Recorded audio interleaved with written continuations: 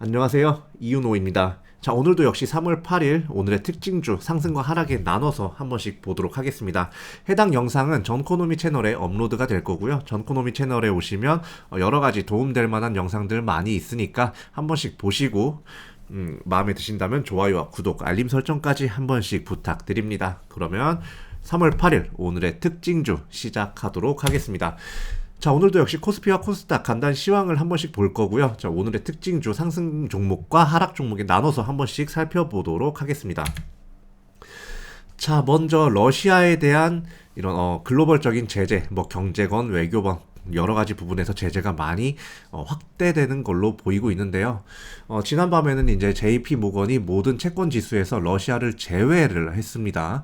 그리고 미국과 유럽에서 러시아산 석유를 이제 수입하는 걸 금지까지 이렇게 논의가 되면서 유가가 급등하는 모습이 보였습니다. 이로 인해서 다우존스, S&P 500 그리고 뭐 나스닥 지수 전부 큰 폭으로 하락하는 모습을 보였고요. 또 이에 더해서 2일간 약간 23원가량 원달러 환율이 급등을 했습니다. 갑자기 확 올랐어요. 자, 이것에 추가적으로 영향을 받아서 코스피와 코스닥 양대 지수가 급락을 하면서 출발을 하는 모습을 보였고요. 다만 11시 이전까지 좀 이렇게 오늘 시작할 때 빠진 만큼 좀 이렇게 회복하는 모습을 보여주는 척 하다가 11시 넘어가니까 점점 지수가 계속해서 꾸준히 하락하면서 이제 마감하는 모습을 좀 보여줬습니다. 이게 사실 지금 우리나라 같은 경우는 내일 대선까지 있다 보니까 이렇게 시장이 흘러가지 않았나 싶은데 사실 대선 전까지는 이 후보가 어떤 후보가 대통령에 당선될지 아무도 모르기 때문에 이 국가 정책의 방향성이라든지 그런 부분에 있어서 불확실성이 너무 이렇게 극대화가 되는 그런 경향이 있다. 그렇기 때문에 이렇게 전체적으로 지수가 빠지는 것 그리고 이런 원달러 환율의 상승으로 인해서 지수가 빠지는 거 어쩔 수 없는 거다라고 이제 보시면 되겠고요. 다만 내일 이제 대선이 지나고 후보 대선 이제 후보 당선이 이제 확실시 되고 나면 국가 정책에 대한 방향성이 뚜렷해지면서 불확실성이 해소가 될 거죠. 자, 그렇게 되면서 지수가 어느 정도까지는 좀 회복을 할 수 있겠다. 특히나 정책 관련된 종목에 좀 큰 상승이 보일 수도 있겠다라고 이제 보이고 있습니다. 매매 동향을 한번 살펴보면 개인은 코스피에서 7,319억, 코스닥에서 917억을 순매수를 하는 모습이었고요. 외국인은 코스피에서 4,793억, 그리고 코스닥에서 737억을 매도하는 포지션이었습니다. 기관 역시 코스피에서 2,925억, 코스닥에서 205억을 매도하는 포지션에 있었어요. 자, 뭐 해외 우크라이나 러시아에 대한 그런 불확실성이라든지 러시아에 대한 이런 글로벌적 제재가 가해지면서 여러 가지 우려가 있었기 때문에 이런 원달러 환율도 함께 올라가게 되고 그리고 유가도 함께 올라갔기 때문에 이런 외국인과 기관의 이탈이 좀 이렇게 항상 이렇게 계속 지금까지 두드러졌다라고 이제 보시면 되고, 다만 개인 같은 경우는 지금 지수가 많이 하락했다는 판단하에 좀 이렇게 저가 매수를 하는 느낌으로 계속해서 큰 단위로 매수세를 보이고 있는 모습입니다. 자, 그러면 3월 8일 상한가 간 종목 오늘 간만에 없습니다. 상한가 간 종목이 없기 때문에 상한가 분석도 없고요. 다만 상승 종목은 있었는데 먼저 니켈 가격이 굉장히 크게 폭등을 한 점에 비춰서 니켈 관련주들이 큰 상승을 보이는 하루였어요.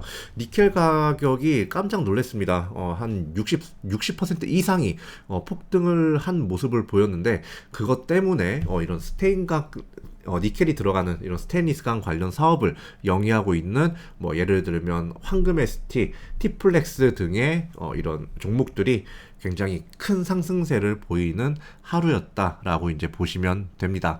다만 이렇게 니켈 가격이 폭등을 하게 되면 2차 전지 관련주들이 좀 이렇게 약세를 보일 수가 있다는 거 참고하셔야 됩니다. 왜냐면 2차 전지에 필수적으로 들어가는 원자재가 니켈이에요. 자, 그러면 니켈의 가격이 올라가게 되면 이 원자재가 아니라 이 2차 전지를 이제 제조하는 그런 회사들의 실적은 당연히 좀 이렇게 악화가 될 수가 있겠다고 예상이 가능하겠죠. 그렇기 때문에 당분간은 이렇게 원자재가 크게 급등할 때는 반도체라든지 2차 전지 관련주 이런 부분에 접근하는 건 신중하셔야 한다라는 거 짚어드립니다. 그 후에는 지금 오늘따라 좀 유독 제약바이오주가 좀 상승 종목에 많이 보입니다. 코로나19 확산세가 지금 계속해서 늘어나고 있죠. 뭐, 지금 오늘은 조금 줄어든 모습이 보입니다만, 제가 봤을 때, 이거는 잠깐 주춤하는 것일 뿐, 앞으로 좀 더, 상승을 할 것이라고 보이는데요. 뭐, 한국 파마라든지, 이런 신일제약, 신풍제약 등이 코로나19 확산세와 관련을 해서 상승을 보인 것 같고, 신풍제약 같은 경우는 코로나19 치료제 관련해서 또 상승이 나왔기 때문에 아주 가장 큰 상승폭을 보이는 모습이 보였습니다. 이외에는 좀 개별 장세였어요. 이 두 가지 이외에는 뭐 자사주 매입 이슈라든지 뭐 글로벌 임상, 뭐 기술 이전 등의 그런 이슈 때문에 개별 종목들이 좀 이렇게 상승을 보이는 하루였습니다. 자, 상승 종목 세 가지만 한번 보도록 할게요. 티플렉스. 티플렉스는 니켈 관련주죠. 미국 이회에서 이제 러시아산 원유 수입 금지 법안 통과로 인해서 이런 러시아산 원자재 수출이 제재를 받을 수 있다는 우려에 니켈 가격이 폭등을 했습니다. 아까 말씀드렸다시피 60% 이상이 폭등을 했어요. 자, 그렇기 때문에 이 니켈 관련주인 티플렉스가 아주 큰 강세를 보인 것으로 보이고요. 러시아는 이제 세계 니켈 수출의 10%가량을 차지하는 주요 생산국이기 때문에 이런 러시아의 이런 수출 제재가 생기게 되면 이런 니켈 관련주들이 단기적으로 좀 이렇게 수혜를 받을 수 있다는 거 좀 알아두시면 되고요. 티플렉스 같은 경우는 이제 크롬이랑 니켈 등을 주 원료로 하는 스테인리스 스틸 관련 사업을 영위하는 점으로 인해서 니켈 관련주로 엮이는 겁니다.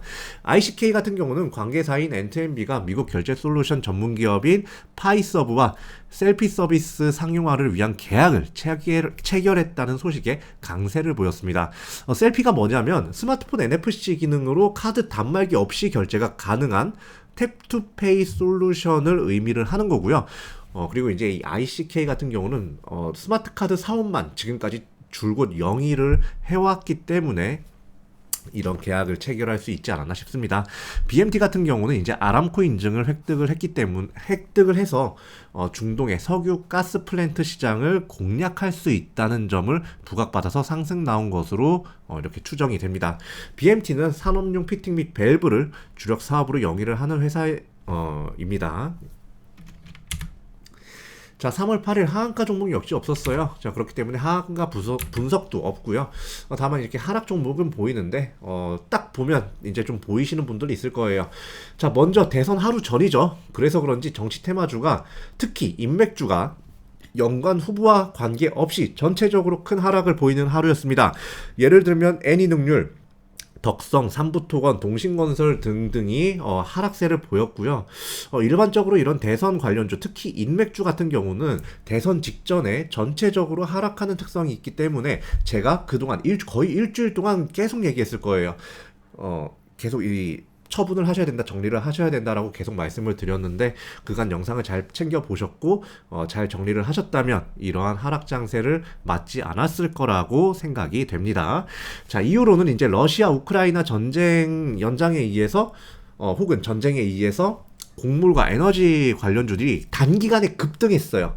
이렇게 단기간으로 급등을 했기 때문에 그에 따른 차익 매물 때문에 하락이 나오는 모습이 좀 보였습니다.